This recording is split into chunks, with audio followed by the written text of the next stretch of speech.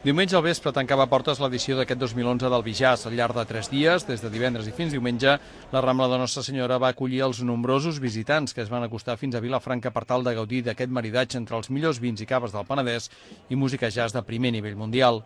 Diumenge, poc abans del darrer concert, el president de l'Acadèmia Tastavins, en Joan Terrada, explicava que la primera valoració encara en calent era del tot positiva. Havien estat 3 dies plens d'activitat, amb molta gent pels carrers de la vila. De fet, i amb aquestes primeres xifres de valoració, Terrada explicava que dissabte ja s'havien comptabilitzat més tiquets de degustació que l'any 2010. Ahir vam tancar amb més visitants ja que l'any anterior. Les enquestes ens estan donant només amb lectura per sobre, perquè s'ha de fer un treball de camp molt important.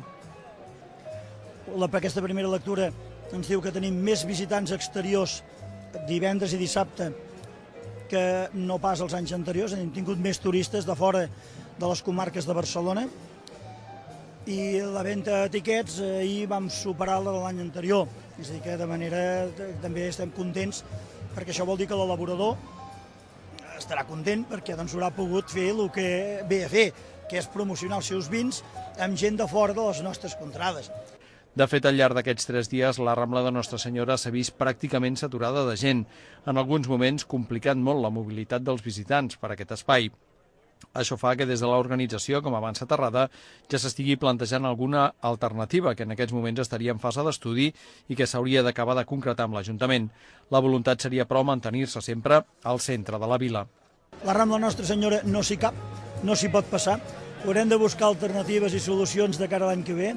Ja les tenim pensades, previstes, pactarem amb l'Ajuntament, col·laborarem amb ells, segur que sortirà perfecte i l'any que ve estarem més còmodes, més amples, al centre de la vila, no ens hem de moure d'aquí, no ens hem de moure d'aquí al barri gòtic, amb els festivals, amb els recitals, amb els músics de la qualitat que tenim que segueixin venint aquí.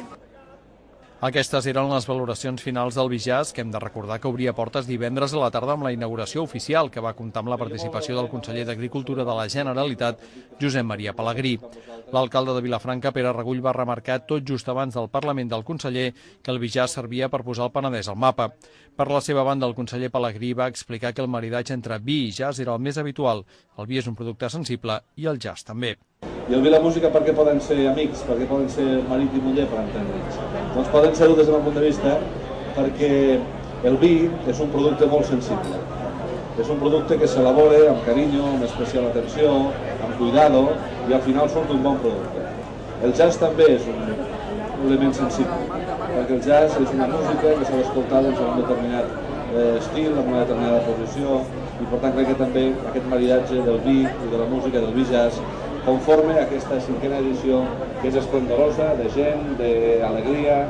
Pelegrí també va insistir en que el Penedès és un territori que ha de ser reconegut i va remarcar que cal posar-se les piles per tirar endavant l'escola universitària tot just abans de felicitar els organitzadors del Bijàs. En el futur, com deia l'alcalde, el Penedès és un territori que es mereix ser reconegut com un lloc de tradició, com un lloc de maridatges, com un lloc de producció i crec que un acte com aquest doncs, heu de tenir.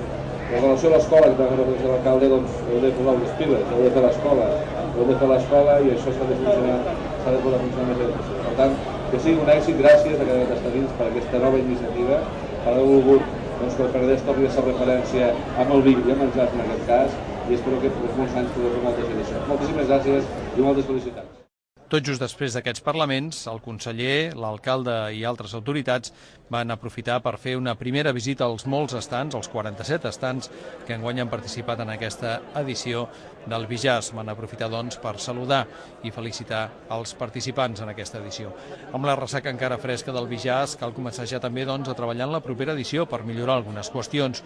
Una seria la d'un indret alternatiu, com explicava en Joan Terrada, per tal de millorar l'espai on es fa la mostra de vins. I l'altre, el que té a veure amb l'aforament dels concerts. Dissabte a la nit, per exemple, ja es van treure les cadires a la plaça Jaume I per tal de poder acollir totes les persones que volien gaudir dels concerts.